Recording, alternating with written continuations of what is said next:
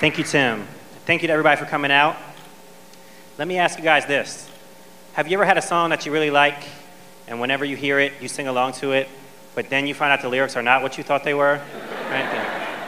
So this just happened to me. I love the song Hips Don't Lie by Shakira. But I was at karaoke and found out there's a part that actually goes, the attraction, the tension, don't you see, baby, this is perfection. And maybe you guys knew all along that's how it went, but for the life of me, I always thought she was singing, "Oh, David, you make me feel safe."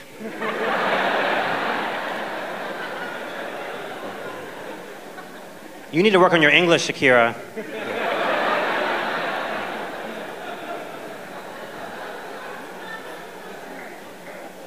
Angel.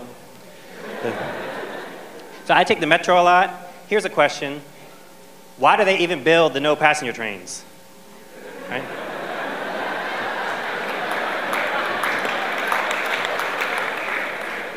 $90 million budget shortfall or whatever, they're building no passenger trains.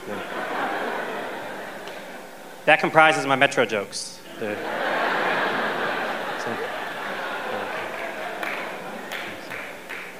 So I have a friend who gives me a hard time about saying ATM machine because he says the M in ATM stands for machine, so it's redundant. And he makes a good point. So last month I was at the ATM machine. And I went to withdraw $100, so I punched in my PIN number, 7213, which is easy to remember because it's the last 4 digits of my Social Security number.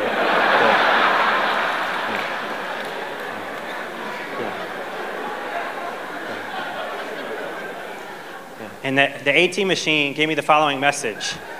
It said, "Warning, this machine will dispense an unusual document mixture." Then it gave me 2 choices. There was a button for continue and a button for quit. Who could quit at a time like this?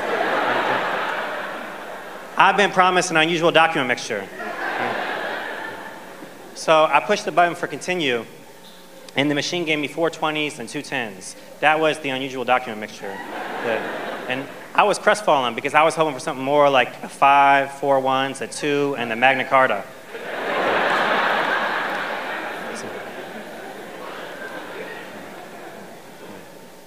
So I have an idea for a sitcom.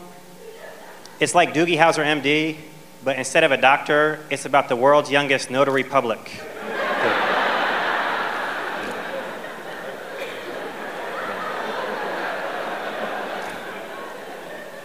This kid's gonna grow up mighty quick. Who greenlighted that joke? Let's see. One good thing about working for the government is we don't have to worry about our jobs being offshored, which is a big concern of people in private industry, because you know who's really smart? Foreigners.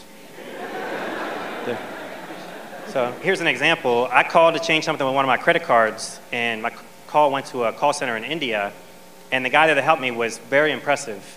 He spoke great English, he was professional, efficient, but I think he was showing off a little too much with his English. Let me explain. So he helped me right away with my issue, and then he said, "Thank you for your patience, Mr. Miller. Please hold for your confirmation code. It is E1CO3W. That's E as in eucalyptus. The number 1, C as in chutzpah.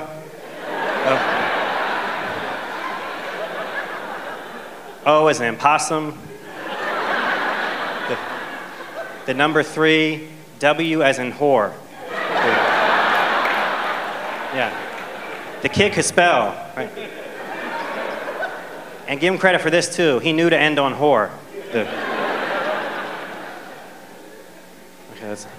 So people say some frightening things. I don't like the expression "there's a first time for everything" because it means I'm going to have to make out with Arsenio Hall.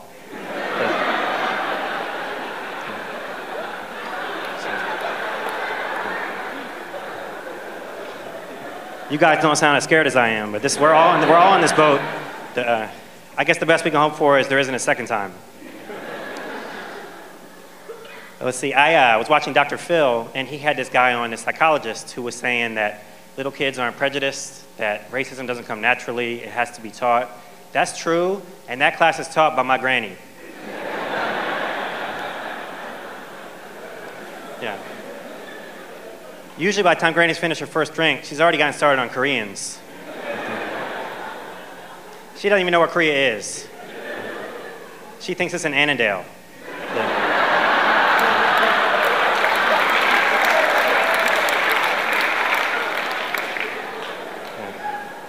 People laugh too hard at Annandale, makes me nervous. I shouldn't be so cavalier, though, I'm making fun of my granny, because even though I don't agree with the way she thinks, I should still respect her and love her because she is my granny, in the same way that she respects me and loves me because I'm white.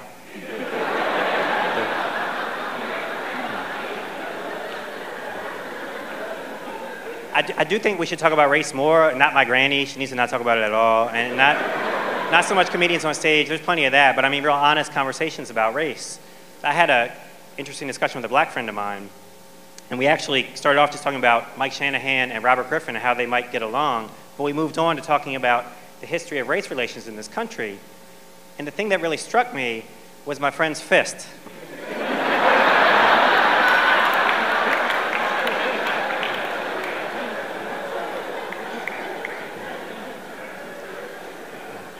Truth be told, he said it felt very good.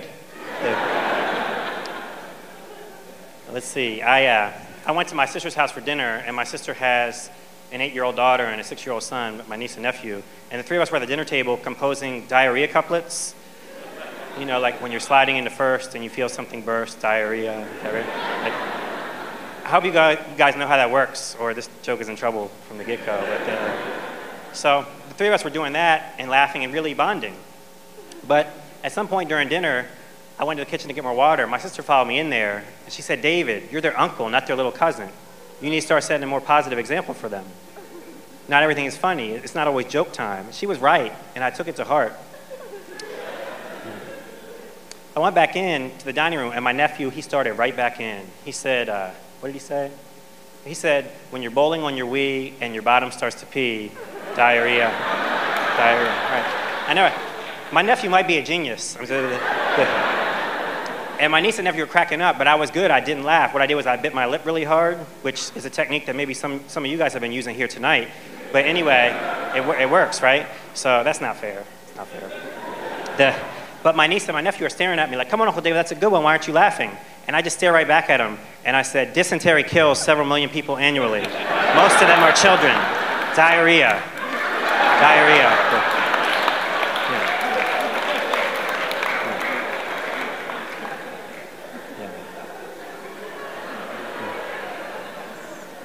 Don't let anybody be an uncle. So here's an impression of a pig so intelligent that it learned to speak English suddenly while watching the hit Academy Award-winning film Titanic. Yeah. Who wrote this shit?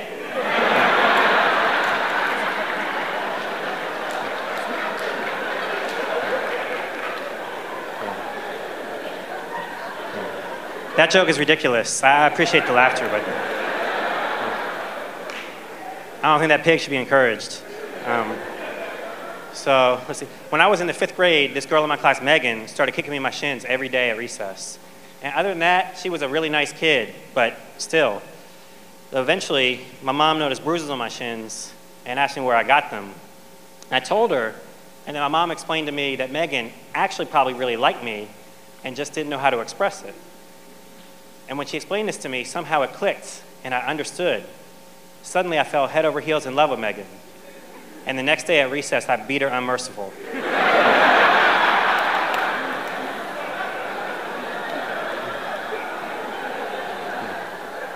That's not my time. Thank you guys very much. Thank you.